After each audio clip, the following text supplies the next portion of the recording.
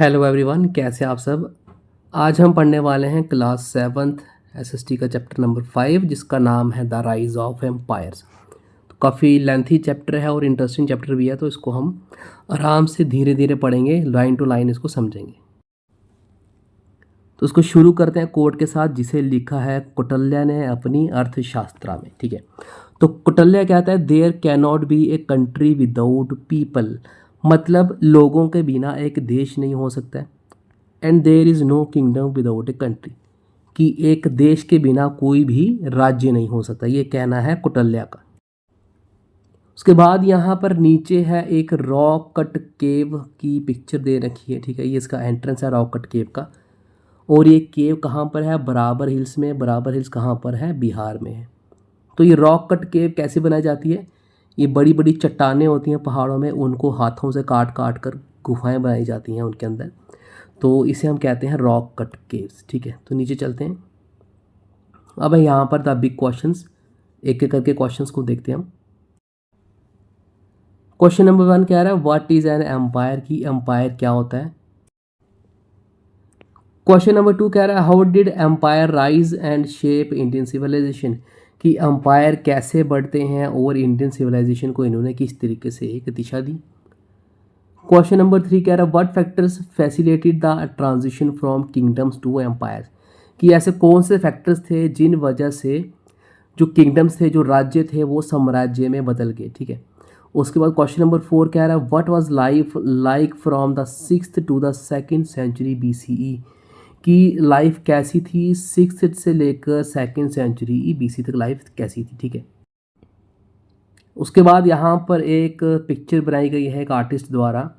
ये इस आर्टिस्ट ने इस पिक्चर में दिखाया है पाटलिपुत्रा उस एंशियंट टाइम का कैसा था। एक यहाँ पर घुड़सवार घोड़े पे बैठा हुआ है और ये लेडी कुछ इशारा करते हुए कुछ दिखा रही है उसको। तो ये मॉडर्न डे पटना में है, पटना बिहार की कैपिटल है। ठीक है, तो अब नीचे चलते हैं। तो यहाँ पर एक छोटी सी स्टोरी दी गई है। इस स्टोरी में ये दो बच्चे हैं। ठीक है, ये दो बच्चे टाइम ट्रैवल करते हुए जाते हैं पाटलिपुत्रा। तो ये स्टोरी देखते हैं क्या है। ठीक है, तो एक हाइपोथेटिकल सी स्टोरी है। तो ये दो बच्चे हैं, इनका नाम है भविष्य और ध्रुव। ये थ्रिल्ड हैं दोनों, यानी कि बहुत एक्साइटेड हैं। क्यों एक्साइटेड हैं? क्योंकि इन्होंने अभी अभी एक डिवाइस एक्टिवेट किया है, नया नया डिवाइस इनके पास आया हुआ जिसका नाम है इतिहासा। और ये इतिहासा क्या है? एक टाइम मशीन है जो कि ट्रैवल करती है पास्ट में। ठीक है, तो इन्होंने एक्टिवेट किया, ये इस लड़की ने रिस्ट पे पहना हुआ है। तो अब इन्होंने जब इनके पास ये डिवाइस आया तो इन्होंने सोचा भाई हम पास्ट में ट्रैवल करना चाहिए या चाहते हैं तो हम कहाँ जाएंगे। तो इन्होंने अपनी हिस्ट्री लेसन में से एक छोटा सा क्लू लिया। ठीक है, इन्होंने क्या क्लू लिया और क्या डिसाइड किया? इन्होंने डिसाइड किया कि ये पाटलिपुत्रा विजिट करेंगे अपनी फर्स्ट जर्नी पे। और पाटलिपुत्रा इनको पता है कि पाटलिपुत्रा आज का मॉडर्न डे पटना है, इसलिए इन्होंने डिसाइड किया पाटलिपुत्रा। ठीक है, तो अब इन्होंने इस मशीन को एक्टिवेट करके पाटलिपुत्रा पहुंच गए। तो ये जब लैंड करते हैं सिटी के आउटस्कर्ट्स में, यानी कि सिटी से बाहर लैंड करते हैं, तो थोड़ा डिजी फील करते हैं, थोड़ा चक्कर भी आता है इनको। वहाँ पर ये दोनों क्या देखते हैं? ये एक लड़की को देखते हैं जो कि एक आदमी से बात कर रही होती है, जो कि घोड़े पे बैठा होता है और अजीब से कपड़े उस आदमी ने पहने होते हैं। तो जैसे ही वो आदमी चला जाता है, ये लड़की इन दोनों की तरफ मुड़ती है और फिर ये दोनों इस लड़की का नाम पूछते हैं। तो लड़की कहती है माय नेम इज़ ईरा, मैं कान्हा दास की बेटी हूँ जो कि एक आयरन स्मिथ है, यानी कि जो लोहे का काम करता है। फिर ये कहती है वेलकम टू पाटलिपुत्रा, कि पाटलिपुत्रा में आपका स्वागत है। और भविष्य और ईरा अपना नाम बताते हुए इसे कहते हैं ग्लैड टू मीट यू, तुमसे मिलकर अच्छा लगा। फिर ये लड़की ऐसे करती है और इनको कहती है अपनी आवाज़ धीरे करो, धीरे बात करो। क्यों धीरे बात करो? फिर ये कहती है क्या आप देख सकते हो वो सोल्जर जो जा रहे हैं, क्या तुम आप उन्हें देख सकते हो? फिर ये बताती है कि वो लोग लड़ाई में जा रहे हैं, एक नेबरिंग राज्य है जिससे इनको परेशानी हो रही है, उसके साथ वो सोल्जर्स लड़ने जा रहे हैं। ठीक है, फिर ईरा इनको बताती है कि हमारा राजा यूँ तो वॉर्स को अवॉइड करता है, लेकिन जब अपने लोगों को प्रोटेक्ट करने की बारी आती है तब वो लड़ाई लड़ता है। ठीक है, और ये बताती है कि मेरे फादर ने हेल्प की है बहुत सारी स्वॉर्ड्स बनाने के लिए जो सैनिकों के पास हैं, और मेरे अंकल भी एक सोल्जर है उस ग्रुप में, मैं बस उन्हें देखने आई हूँ और मुझे नहीं पता कि वो कब वापस आएंगे। ये ईरा उन दोनों बच्चों को बताती है, ठीक है। फिर जैसे ही वो जो सोल्जर्स की कॉन्वॉय थी वो क्रॉस करती है एक स्टर्डी ड्रॉ ब्रिज को, जो कि सिटी से बाहर जाता है, कुछ सोल्जर्स जो हैं वो घोड़े की पीठ पे बैठे हैं और जो आर्मी चीफ्स हैं वो हाथी की पीठ पे बैठे हैं, ठीक है। यहाँ पर आप पिक्चर में देखिए, ये कुछ आर्मी चीफ्स हैं, ये एलिफेंट की पीठ पे बैठे हैं और ये सोल्जर्स कुछ घोड़े पे पीठ पे बैठे हैं और ये कुछ सोल्जर्स पैदल भी हैं, ठीक है। तो क्या होता है, जैसे ये लोग चले जाते हैं तभी ये 3 बच्चे भी उस ब्रिज को क्रॉस करके, जो ड्रॉ ब्रिज है उसको क्रॉस करके सिटी में एंटर हो जाते हैं, ठीक है। फिर भविष्य पूछते हैं कि ये कैसा ब्रिज है, क्या इसके नीचे एक नदी है। तो ईरा उनको कहती है कि ये ब्रिज हमें सेफ रखता है और इसे ऊपर उठा लिया जाता है जब भी अटैक का डेंजर होता है सिटी के ऊपर। फिर कह रही है नहीं, इसके नीचे रिवर नहीं है, एक मोट है, यानी कि एक बड़ा सा खड्डा या फिर खाई है, ठीक है। तो ये कहती है कि इस ड्रॉ ब्रिज को हम ऊपर उठा लेते हैं जब हमें अटैक का खतरा होता है, और जब इसको ऊपर उठा लिया जाता है तो क्या होता है उसके बाद कि इसकी जो फोर्टिफिकेशन है, दीवारों तक पहुंचना आसान नहीं होता। फिर ईरा कहती है कि क्या तुम दूर उन जंगलों को और पहाड़ों को देख सकते हो। फिर ईरा कहती है वो जंगल, हमें वहाँ से लकड़ी मिलती है, वहाँ से हमें हर्ब्स मिलते हैं और बहुत सारे वैल्यूएबल रिसोर्सेज भी हमें वहाँ से मिलते हैं। और फिर ये कहती है कि आर्मी के लिए हाथी भी हमें वहीं जंगलों से पकड़ कर लाते हैं और उन्हें आर्मी के लिए ट्रेन करते हैं। फिर ध्रुव पूछता है कि वो पहाड़ पे ओपनिंग कैसी है। तो ईरा कहती है वो एक गुफा है, हमारा जो महाराज हैं, जो राजा है, वो उस गुफा को बनवा रहे हैं। किन के लिए बनवा रहे हैं? कम्युनिटी ऑफ मॉन्क्स के लिए उस गुफा को बना रहे हैं और मैं आशा करती हूँ कि हम वहाँ उस गुफा को देखने जाएंगे एक बार वो बन जाए, ठीक है। ये ईरा उन बच्चों को कहती है। फिर जैसे ही ये बच्चे, तीनों बच्चे पाटलिपुत्रा से गुजर रहे होते हैं तो ये लोग वहाँ पर उसकी सुंदरता देख के हैरान रह जाते हैं। बड़े बड़े टॉवरिंग वुडन रैम्पार्ट्स होते हैं, ठीक है, वॉच टावर्स होते हैं और बड़े बड़े मैजेस्टिक पैलेसेस और बिल्डिंग्स और लाइवली स्ट्रीट्स, यानी कि वहाँ पर चहल पहल भरी गलियाँ होती हैं, ठीक है। और ईरा क्या करती है, उन दोनों बच्चों को जेस्चर करती है, इशारा करती है एक बसलिंग मार्केट की तरफ, जो कि ट्रेडर से भरी हुई थी, जो कि दूर दूर से आए हुए थे। फिर ईरा उनको कहती है कि आपको उस मेन मार्केट पे ज़रूर जाना चाहिए यहाँ से जाने से पहले। फिर ये कहती है कि हमारा जो राजा है वो ट्रैवलर्स को वेलकम करता है जो जगह जगह से आते हैं। तो फिर ये कहती है कि तुम्हें उस मार्केट से सिल्क मिलेगा जो चाइना से आता है, स्पाइसिस और जेम्स मिलेंगे जो साउथ से आते हैं, अच्छा कपड़ा मिलेगा अलग अलग रीजन से आया हुआ। फिर कहती है यहाँ पर कुछ भी ऐसा नहीं है जो तुम्हें पाटलिपुत्रा में नहीं मिलेगा, ईरा उन बच्चों को कहती है। फिर ध्रुव पूछता है कि वो लोग वहाँ पर क्या कर रहे हैं। तो ईरा कहती है ओ ये लोग, ये एक स्ट्रीट एक्रोबैट्स हैं, यानी कि ये लोग गलियों में करतब दिखाते हैं। ये लोग ह्यूमन पिरामिड बनाते हैं, गाना गाते हैं और डांस भी करते हैं और शॉर्ट प्लेस भी करते हैं लोगों को एंटरटेन करने के लिए। फिर ये कहते हैं कि कभी कभार ये लोग राजा के सामने भी अपने करतब दिखाते हैं।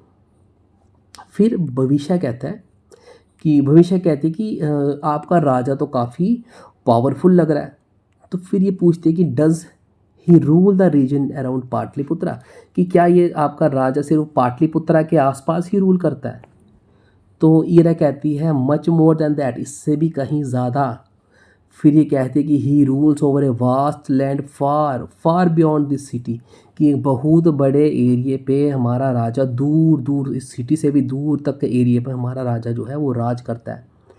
फिर कहते हैं उसकी जो अथॉरिटी है वो बहुत सारे गाँवों के ऊपर है, टाउन्स के ऊपर है और बहुत सारे किंगडम्स के ऊपर हमारे राजा की अथॉरिटी है। मेरे अंकल ने मुझे बताया कि 2 महीने लगेंगे अगर हम घोड़े पे जाएंगे और इस राज्य की जो बॉर्डर है वहाँ तक पहुँचने में घोड़े पे भी जाएंगे तो 2 महीने लगेंगे, ईरान बच्चों को बताती है। फिर भविष्य कहती है that sounds bigger than just a kingdom, कि ये तो एक राज्य से कुछ ज़्यादा ही बड़ा लग रहा है, तुम इसे क्या कहते हो। तो ईरा गर्व से कहती है it is called an empire, की इसे हम साम्राज्य कहते हैं।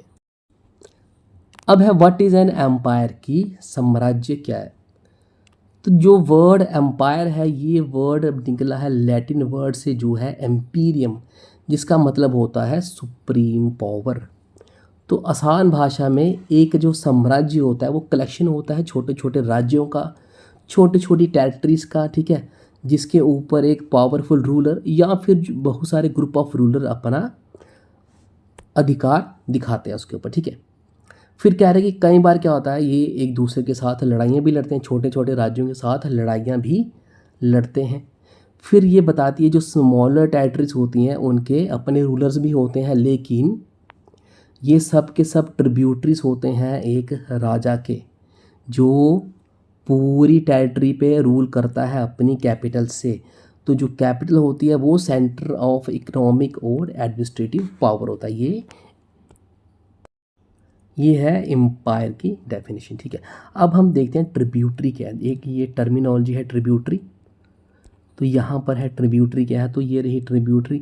अब क्या रहे कि ट्रिब्यूटरी हमारे केस में क्या है, एक रूलर है या फिर एक ऐसी स्टेट है जिसने सबमिट कर दिया है एक एम्परर को, यानी कि एम्परर के अधीन हो गया है और उसे वो ट्रिब्यूट पे करता है। ट्रिब्यूट किस तरीके से पे करता है उसको, या तो उसको मनी देगा या फिर गोल्ड देगा या फिर कुछ प्रीशियस मेटल्स दे देगा, ग्रेन्स दे देगा, लाइफ स्टॉक यानी कि जानवर दे देगा जैसे कि एलिफेंट्स, और कुछ अदर वैल्यूएबल गुड्स उसको देगा, ठीक है। एक ट्रिब्यूटरी क्या करेगी, एक एम्परर को ये सब चीज़ें एक ट्रिब्यूटरी के रूप में देता है, ठीक है।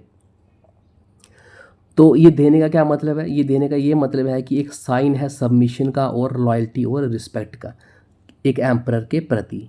अब इस ट्रिब्यूटरी वर्ड का एक सिनोनिम भी है, यानी कि सेम टू सेम वर्ड एक और है ट्रिब्यूटरी का जिसे कहते हैं वसल।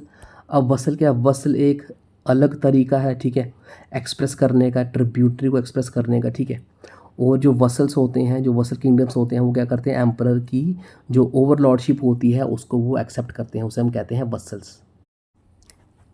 अब यहाँ पर है कि जो एंशियंट संस्कृत टेक्स्ट है उसमें कुछ वर्ड यूज़ किए गए हैं, ठीक है, एम्परर के लिए, जो कि इस बात को क्लियर करते हैं, ठीक है। अब कौन कौन से वर्ड यूज़ किए हैं एम्परर के लिए, जैसे कि सम्राज यूज़ किया गया है, ठीक है, जैसे कि यूज़ किया गया द लॉर्ड ऑफ ऑल, फिर यूज़ किया गया सुप्रीम रूलर यानी कि अधिराजा, फिर यूज़ किया गया है राजाधिराजा यानी कि किंग ऑफ किंग्स। ये कुछ वर्ड्स हैं एम्परर के लिए यूज़ किए गए हैं संस्कृत एंशिएंट टेक्स्ट में।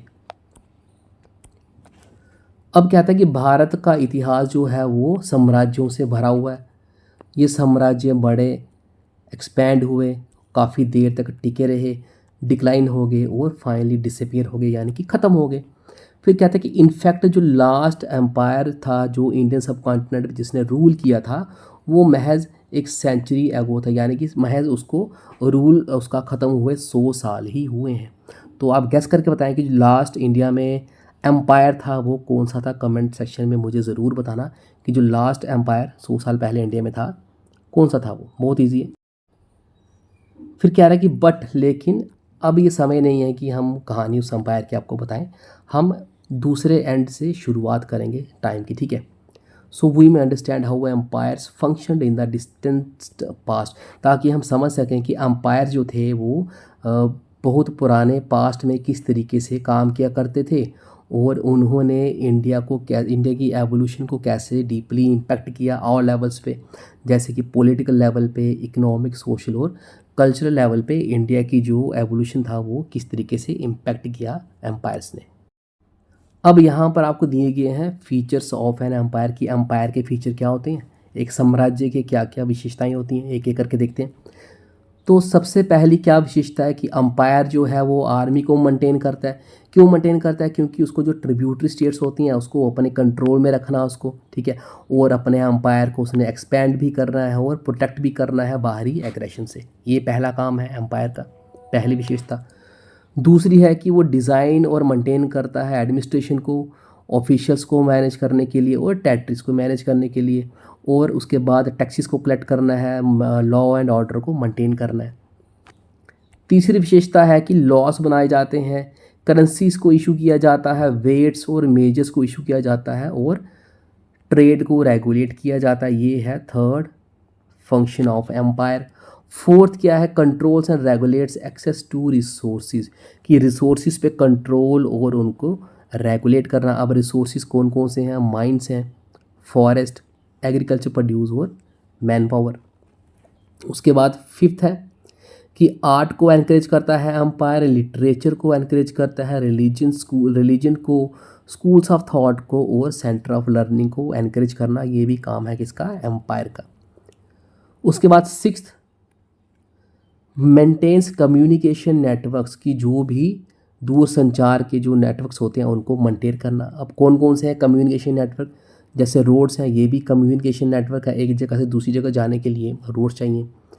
रिवर्स और सी नेविगेशन, ये भी कम्युनिकेशन नेटवर्क हैं, ठीक है। और other infrastructure for administration, trade and people's welfare, तो इन सब चीज़ों को भी मेंटेन करना एक राज्य का काम है, ठीक है।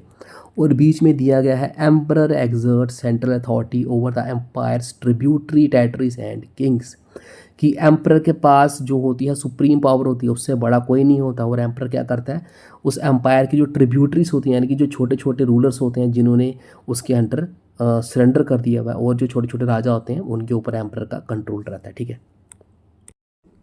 अब लेट्स एक्सप्लोर देखते हैं इसमें क्या पूछ रहा है। इसमें बता रहा है कि एम्पायर्स जो हैं वो बड़े बड़े एरियाज़ पे एक्सटेंड करते हैं, ठीक है। बहुत बहुत अलग डाइवर्स पीपल रहते हैं एम्पायर में, जिनकी अलग अलग भाषा होती है, अलग अलग कस्टम और कल्चर होते हैं उनके।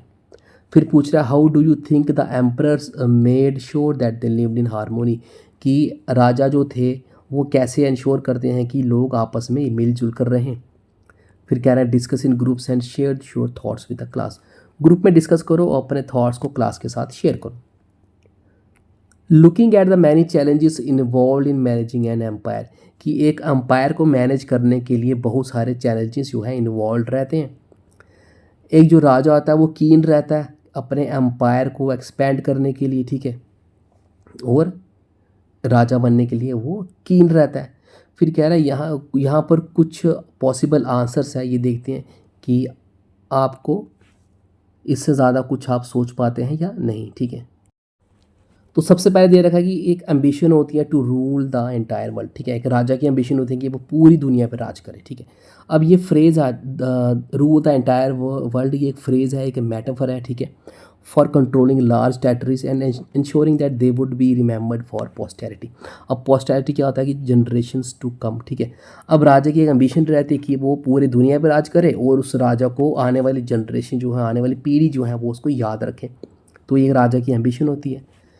उसके बाद a wish to bring large area under control, कि बड़े से एरिया को अपने अंडर लेके आना और उस एरिया के जो रिसोर्सेज होते हैं उस पर उसका एक्सेस हासिल करना, और इकोनॉमिक और मिलिट्री स्ट्रेंथ को बिल्ड करना। इकोनॉमिक यानी कि भरपूर उसके पास पैसा होना चाहिए और बड़ी सी उसके पास मिलिट्री स्ट्रेंथ होनी चाहिए, ये एक राजा का एम रहती है, ठीक है।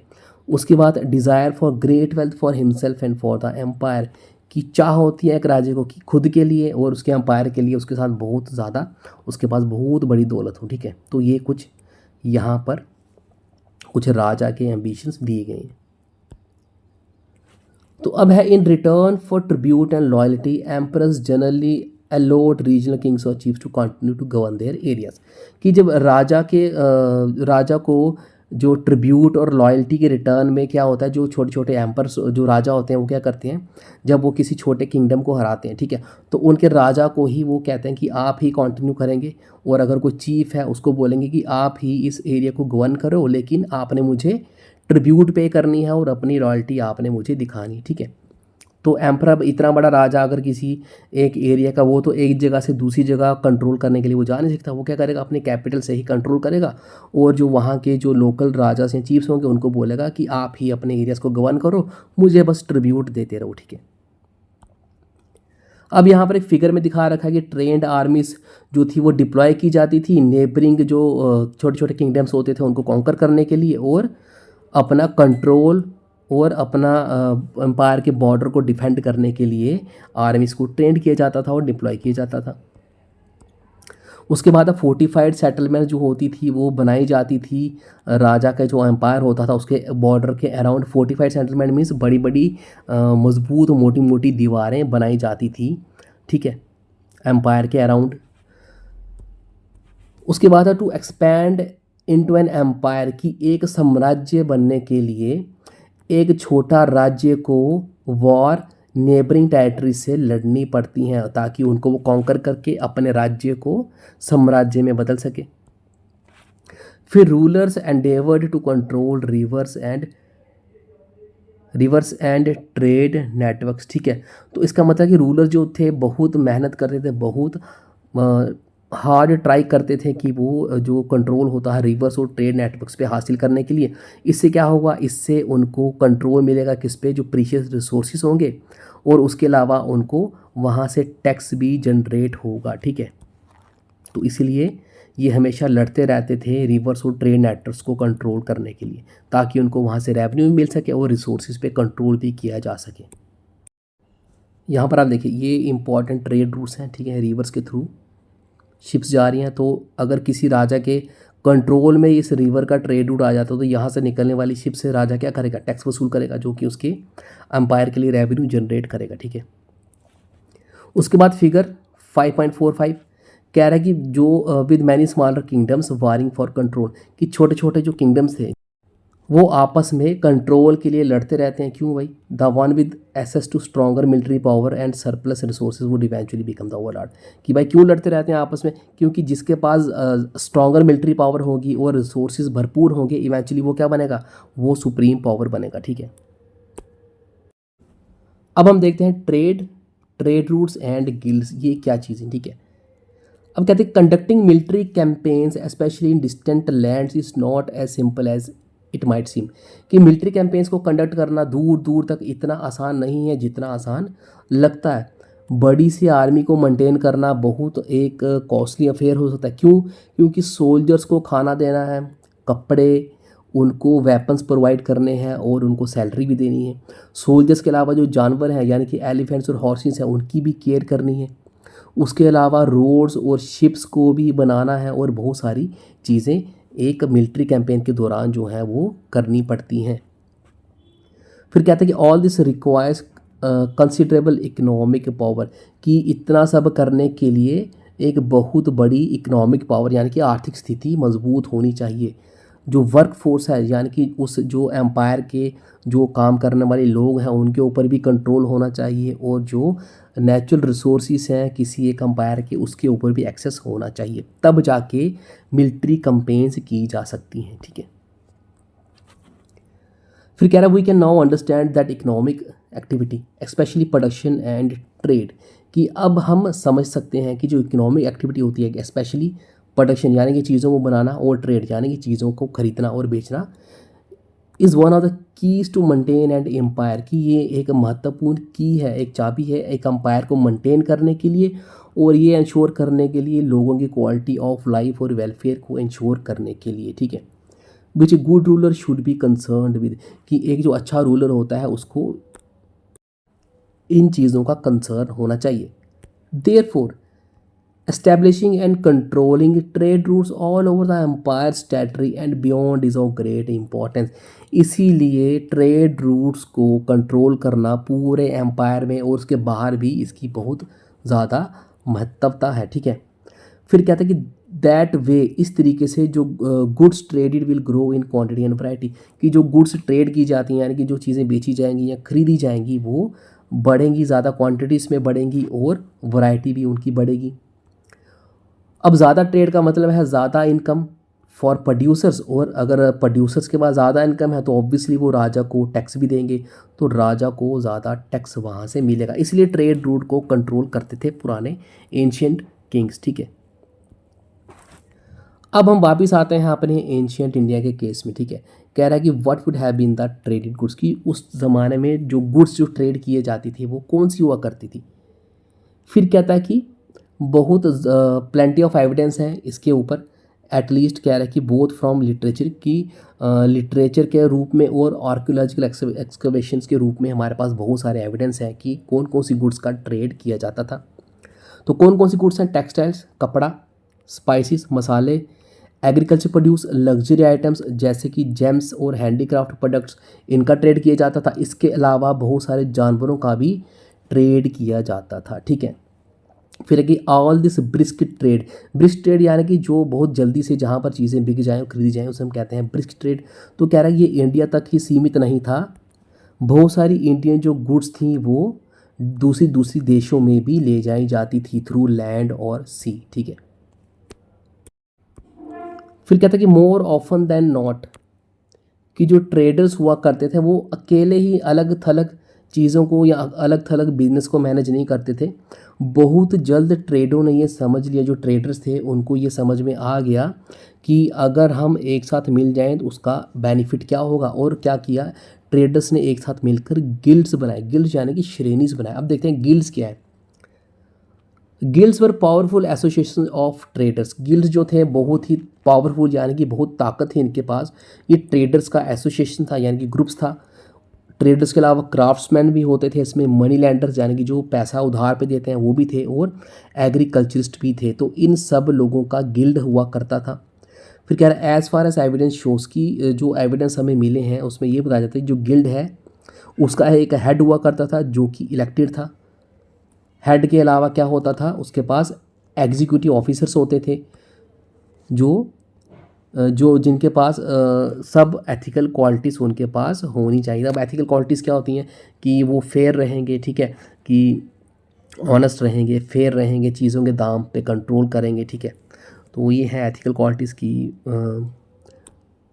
अच्छे बुरे की इनको समझ होनी चाहिए, ये क्वालिटीज़ होनी चाहिए ऑफिसर्स में। फिर कह रहे two things made traders guild remarkable institution, कि दो चीज़ें ऐसी थी जिन्होंने जो ये ट्रेडर्स का गिल्ड था इसको एक बेहतरीन इंस्टीट्यूशन बनाया। तो सबसे पहले चीज़ क्या थी कि जो गिल्ड था इन्होंने क्या किया, लोगों को आपस में लेकर आया। Who ended up being collaborators rather than competitors, कि कहने का मतलब है कि ट्रेडर्स गिल्ड जो थे ये लोगों को आपस में लेकर आया, और वो पहले एक दूसरे के कंपिटिटर्स हुआ करते थे लेकिन बाद में ये कोलैबोरेटर्स बन गए, ठीक है, एक दूसरे के साथ मिल के। क्यों मिल गए, क्योंकि इन्होंने रियलाइज़ किया कि अगर हम रिसोर्सेज को शेयर करेंगे और मार्केट की इन्फॉर्मेशन को शेयर करेंगे, सप्लाई एंड डिमांड क्या है उसको शेयर करेंगे, वर्क फोर्स की शेयरिंग होगी, तो ये सबके लिए फ़ायदेमंद होगा। पहला कारण तो ये था कि गिल्ड जो है रिमार्केबल इंस्टीट्यूशन क्यों है। दूसरा कारण ये है कि एक एंशियंट टेक्स्ट लिखता है, क्या लिखता है कि जो कल्टीवेटर्स हैं, ट्रेडर्स हैं, और जो हर्ड्समैन है यानी कि जो जानवरों जिनके पास जानवर होते हैं, और जो मनी लैंडर्स और आर्टिजन्स हैं, इनके पास अथॉरिटी होती थी। क्या अथॉरिटी थी कि ये अपने रूल्स अपनी क्लासेस के लिए बना सकते हैं। यानी कि अगर कोई कल्टीवेटर्स क्लास है, कल्टीवेटर गिल्ड है, तो वो कल्टीवेटर गिल्ड अपने लिए रूल बना सकता है। कोई मनी लैंडर का गिल्ड है या आर्टिजन्स का गिल्ड है तो वो अपने लिए रूल्स बना सकता है। ये पावर इनके पास थी, ठीक है। इन अदर वर्ड्स, दूसरे शब्दों में, कि guild had the autonomy to create their own internal rules, कि गिल्ड के पास पावर थी कि वो अपने खुद के रूल बनाए और राजा इसमें बिल्कुल भी इंटरफेयर नहीं करता था। क्यों, क्योंकि भाई जब तक राजा का ट्रेड फ्लरिश कर रहा है, राजा को टैक्स आ रहा है, तो राजा को क्या ज़रूरत है भाई गिल्ड्स में इंटरफेयर करने की, ठीक है। उसके बाद है गिल्ड्स जो थे वो बहुत बड़े पार्ट में इंडिया में फैल गए और बहुत सेंचुरीज तक सर्वाइव भी किया गिल्ड ने। फिर कह रहा है even after they cease to exist formally, कि फॉर्मली अगर वो एग्जिस्ट होना भी अगर बंद हो गए, ठीक है, their spirit continue to influence India's trade and business activities, ठीक है। तो आज भी sometime even to this day, तो आज तो गिल्ड नहीं है लेकिन इनकी जो स्पिरिट है, गिल्ड की जो स्पिरिट थी, ये आज भी कहीं ना कहीं ट्रेड और बिजनेस एक्टिविटीज़ को इसने इन्फ्लुएंस किया इंडिया की, ठीक है। फिर कह रहा है जो गिल्ड जो थे ये क्या प्रोवाइड करते थे, एक excellent example of self organizing ability of Indian society की। गिल्ड के पास एक एक्सीलेंट इसने एग्जांपल दिया कि इंडियन सोसाइटी जो है इसके पास सेल्फ ऑर्गेनाइजिंग एबिलिटी, यानी कि खुद के रूल्स ये बना सकते हैं और ये खुद के जो ट्रेड्स होते हैं उसको मैनेज करना अच्छे से इनको आता है। The ancient village unit with its various committees and councils, जो एंशियंट हमारे विलेजेस होते थे उनके विलेजेस में क्या होती थी, कमिटीज़ होती थी, काउंसिल्स भी होते थे, ठीक है, प्रोवाइड्स एन अदर, ठीक है।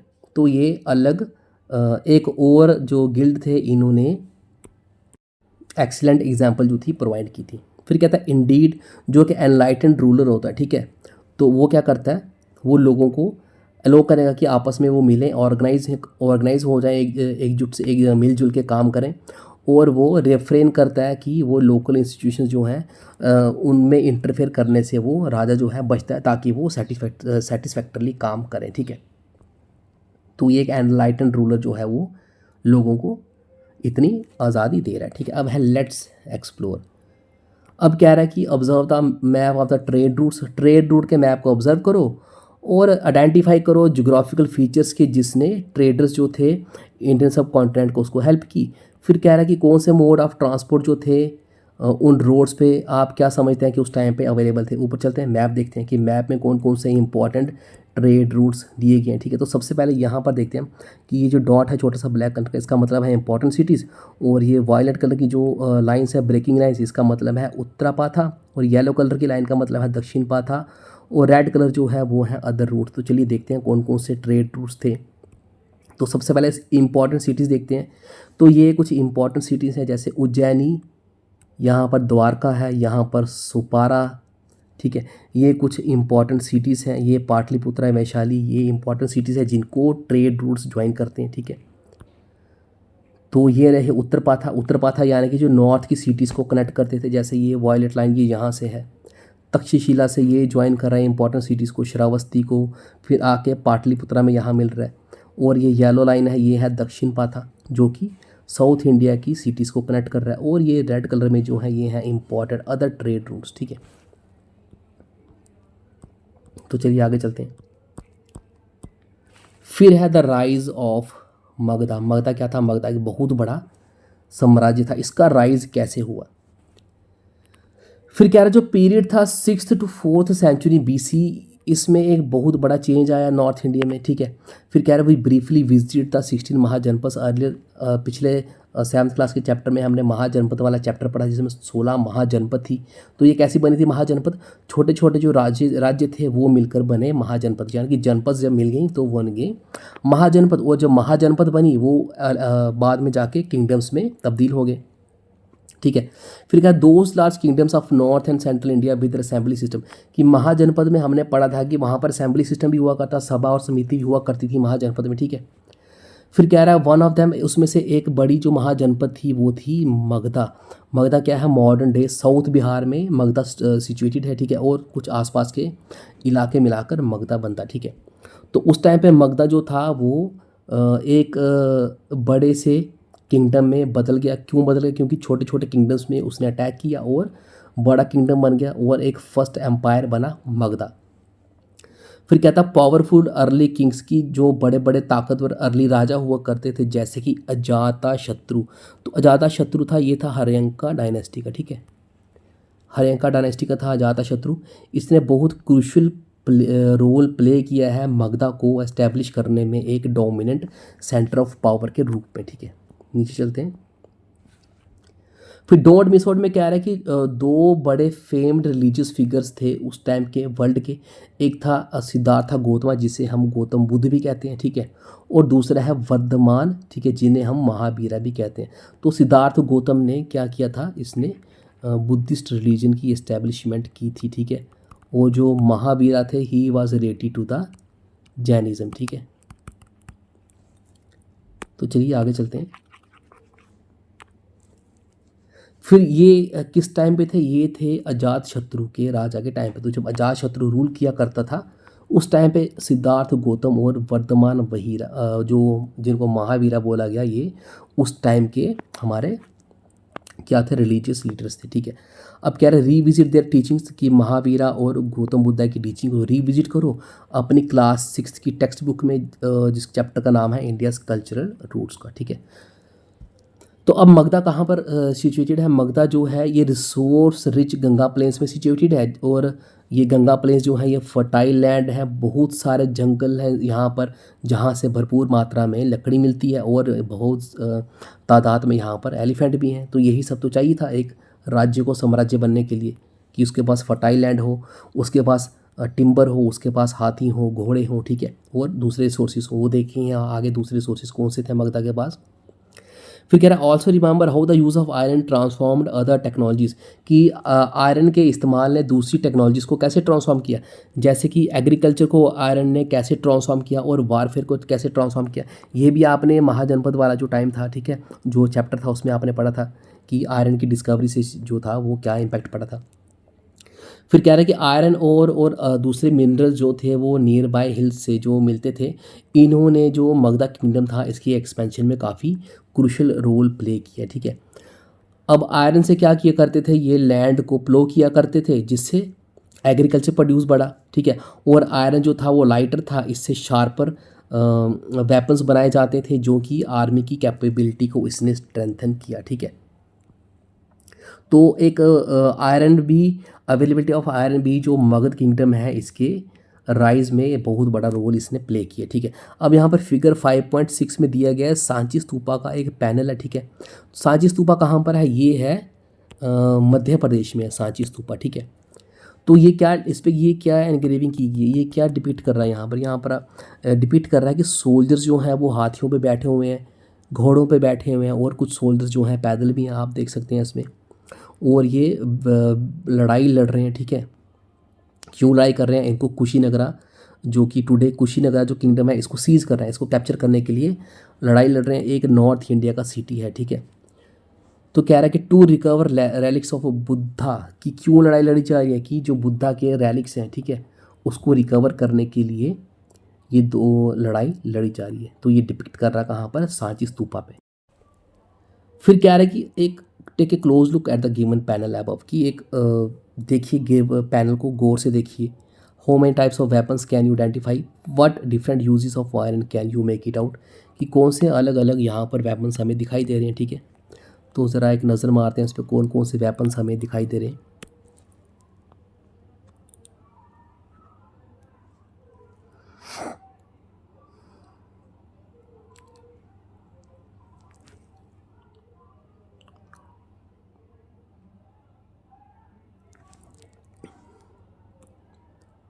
तो यहाँ पर हमें, यहाँ पर ये देखो बोस एंड एरोस दिखाई दे रहे हैं, ठीक है। और किसी के पास यहाँ पर देखो भाले दिखाई दे रहे हैं यहाँ पर, और यहाँ पर भी कुछ वेपन्स दिखाई पड़ रहे हैं। चलिए आगे बढ़ते हैं। अब यहाँ पर पंचमार्ड कॉइन्स यहाँ पर दे रखे हैं, जो कि महापद्मानंदा डायनेस्टी ने सिल्वर में पंचमार्ड कॉइन्स जो थे वो इन्होंने लॉन्च किए थे, ठीक है। अब कह रहा है कि जब आयरन की उससे प्लोज बनी, फिर एग्रीकल्चर बढ़ा, उससे क्या हुआ, सरप्लस फूड ग्रेन्स लोगों के पास आए, ठीक है, जिससे लोगों का फोकस जो था वो आर्ट एंड क्राफ्ट की तरफ ज़्यादा बढ़ा। Which were in demand inside and outside the empire's borders, की जिसकी डिमांड बहुत ज़्यादा थी बॉर्डर के, एम्पायर के इनसाइड और आउटसाइड में, किसके, मगधा के। फिर कहते हैं जो गंगा और सोन रिवर थे इसने जियोग्राफिकल एडवांटेज प्रोवाइड की इस एम्पायर को, किसके लिए, ट्रेड के लिए, as they could be used for transportation, कि ट्रांसपोर्टेशन में ये इस्तेमाल किए जाते थे। The flourishing trade boosted the empire's income and contributed to Magadha's rise, कि जो ट्रेड बूस्ट हुआ, जो फ्लरिश हुआ, इस ट्रेड ने मगधा की जो इनकम थी उसको बूस्ट किया, और जिसने मगधा की राइज को कॉन्ट्रीब्यूट किया। आगे कह रहा है कि 5th सेंचुरी BC के आसपास क्या हुआ, महापद्मानंदा जो था वो राइज हुआ मगध में, और उसने नंदा डायनेस्टी की फॉर्मेशन की, ठीक है। Mahapadmananda was the founder of Nanda dynasty, तो ये कहाँ बनाई इसने, मगध में, ठीक है। फिर कह रहा है he successfully unified many smaller kingdoms and extended his empire across parts of eastern northern India. तो सक्सेसफुली इसने क्या किया, बहुत छोटे छोटे जो किंगडम्स थे उन पर अटैक करके उनको अपने राज्य में मिला लिया, और नॉर्थन और ईस्टर्न इंडिया के अक्रॉस इसने एम्पायर खड़ा कर दिया। फिर कह रहा है जैसे कि इकॉनमी थ्राइव होती गई, इसने कॉइन्स इशू किए जो हमने ऊपर देखे, सिल्वर के पंचमार्ड कॉइन्स, अपनी पावर को, इकोनॉमिक पावर को डिमॉन्स्ट्रेट करने के लिए। फिर कह रहा है we also learn from the Greek accounts that the Nanda dynasty maintained a large army, कि जो ग्रीक अकाउंट्स थे उससे भी ये पता चलता है कि नंदा डायनेस्टी के पास बहुत बड़ी आर्मी थी, ठीक है। फिर कह रहे हैं कि from the various accounts of Nanda dynasty के जो बहुत सारे अकाउंट्स थे उससे क्या पता चलता है, it appears that it's last emperor जो दनानंदा था वो बहुत अमीर था, ठीक है, बहुत पैसे थे उसके पास। तो महापद्मानंदा ने नंदा डायनेस्टी को शुरू की, और जो लास्ट इसका जो एम्पर था उसका नाम था धनानंदा, बहुत रिच था लेकिन बहुत अनपॉपुलर भी था वो लोगों के बीच में। क्यों, क्योंकि वो लोगों को ऑप्रेस करता था और एक्सप्लॉइट करता था, लोगों को परेशान करता था, तंग करता था, ठीक है। तो कहता है कि this paved the way for the Nanda empire to be conquered and absorbed into what would become one of the largest empires India ever knew. तो महापद्मा जो धनानंद था, इन्हीं हरकतों की वजह से क्या हुआ, इस अंपायर को जो था कॉन्कर कर लिया और एब्जॉर्ब कर लिया गया एक बहुत बड़े अंपायर के रूप में, जिस अंपायर का नाम हम जानते हैं मौर्यन अंपायर, ठीक है। तो महापद्मा नंदा का जो अंपायर था, नंदा डायनेस्टी, इसको किसने एब्जॉर्ब कर लिया अपने अंदर, मौर्यन अंपायर ने, ठीक है। तो नीचे है द डोंट मिस आउट, देखते हैं क्या है, कहता है। तो ये कहता है कि एक ग्रामेरियन था संस्कृत में जिसका नाम था पन्निनी। तो ये रहा करता था 5th सेंचुरी के अराउंड, तो during the time of Nandas, Nanda dynasty के टाइम में जो फेमस संस्कृत ग्रामेरियन है जिसका नाम है पन्निनी, वो रहा करता था। और इसने क्या कंपोज किया है, अष्टाध्यायी कंपोज की है। और अष्टाध्यायी क्या है, ये एंशियंट टेक्स्ट है जिसमें संस्कृत ग्रामर्स के रूल्स लिखे गए हैं इन 3996 शॉर्ट सूत्रास में, ठीक है। तो ये ग्रामर के, संस्कृत ग्रामर के रूल्स लिखे थे किसने, पन्निनी ने। किस में लिखे थे, अपनी बुक अष्टाध्यायी में। तो ये पन्निनी यहाँ पर बैठा हुआ है, इसकी एक स्टैंप यहाँ पर इंडिया की पोस्ट जो है सर्विस वो यूज़ करती है, ठीक है। अब सूत्रास क्या है, कह रहा सूत्रास जो है एक कंसाइज और केयरफुली क्रिएटेड फ्रेजेस है। कंसाइज मीन्स बहुत छोटी सी चीज़ में बहुत ज़्यादा इंफॉर्मेशन दे देना, ठीक है। तो ये कुछ फ्रेजेस हैं केयरफुली क्राफ्ट किए गए हैं, that capture knowledge and important ideas, ठीक है। कौन से ideas, from ancient Indian text. तो in a way that's easy to remember and pass on. तो ये है सूत्रास। उसके बाद है नीचे द अराइवल ऑफ ग्रीक्स, इससे हम कवर करेंगे नेक्स्ट पार्ट में, ठीक है। तो अगर आपको वीडियो पसंद आए तो वीडियो को लाइक करें और चैनल को सब्सक्राइब ज़रूर करें। तो मिलते हैं इस चैप्टर के नेक्स्ट पार्ट में, तब तक के लिए good bye and take care.